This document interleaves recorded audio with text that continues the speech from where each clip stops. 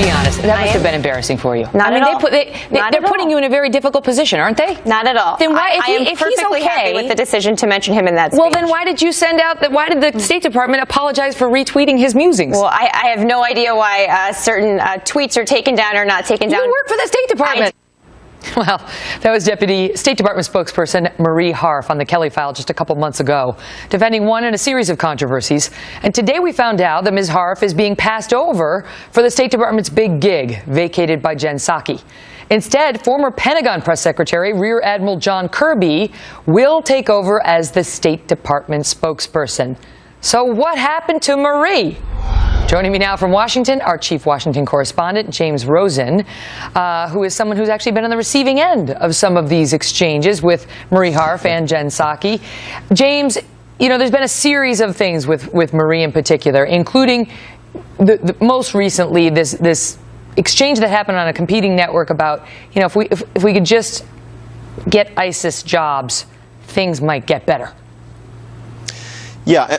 We cannot win this war by killing them. We cannot kill our way out of this war. We need, in the longer term, medium and longer term, to go after the root causes that leads people to join these groups, whether it's lack of opportunity for jobs. Sorry, go ahead. Well, look, that exchange with Chris Matthews, I think, was widely misunderstood. I think Chris Matthews was the first person to be malicious about it. He immediately pounced on what she was saying, which George W. Bush used to say. We need economic opportunity in the Middle East to thwart jihadism. I think everyone would agree with that. But Chris Matthews dove right in and he said something to the effect of, like, this is like juvenile delinquency in the 50s in this country. Is that what you're comparing it to? And, of course, it was belittling. And so much of the criticism against Marie Harf, I think, has been sexist in nature, juvenile in nature. That's not to say she didn't cause some of her own problems. I have had, as you say, many exchanges with her and Jen Psaki in the briefing room. I want to show you one. This was in September of last year when the administration was dancing all around on the question of, are we at war with ISIS? We're not at war. Our mission is to destroy them. No, it's to make them a manageable problem. And finally, a senior administration official had just admitted that the fight against ISIS would not be finished before the end of the president's term. Perhaps you could explain why this president, when he has about 2.5 years left on his term, a little less than that, feels he cannot complete this mission. Well, let's talk about what this mission means, because I think that's a catchphrase, and let's talk about what it means to degrade, disrupt, and ultimately defeat a terrorist organization. Completing the mission is a term, I don't even know what that means when you're talking about terrorist organizations. What we think it means is taking away their ability to attack the homeland and to threaten our interests. So as you can see, Marie could sometimes be given to snippiness. The fact is that completing the mission and use of the word the mission was being used at that very same time by none other than Rear Admiral Kirby.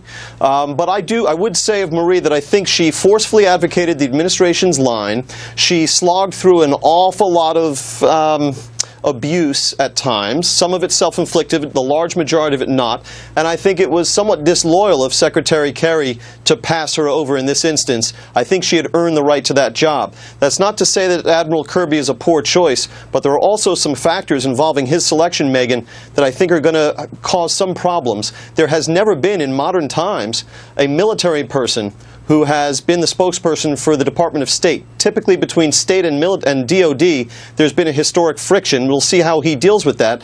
Lastly, I've had some run-ins with Admiral Kirby in the Pentagon press briefing room. He has always sought to maintain that he doesn't defend this administration or this president of the United States. He's the spokesman of the Department of Defense. Now Kirby's job is going to be to defend this administration. We'll see how he handles that, and also how he handles the job that has been Marie's for some time of defending Hillary Clinton in this whole email controversy. What will happen if we just say to the State Department, we don't recognize Admiral Kirby as this, we want Marie?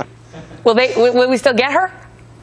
Yes, maybe online. I do know that Marie is weighing several offers in and out of government right now, and it's not clear whether she's going to be at the State Department for much longer. We just don't know. Well, maybe she'll show up as a Fox News contributor. I'm always amazed when I see the announcement.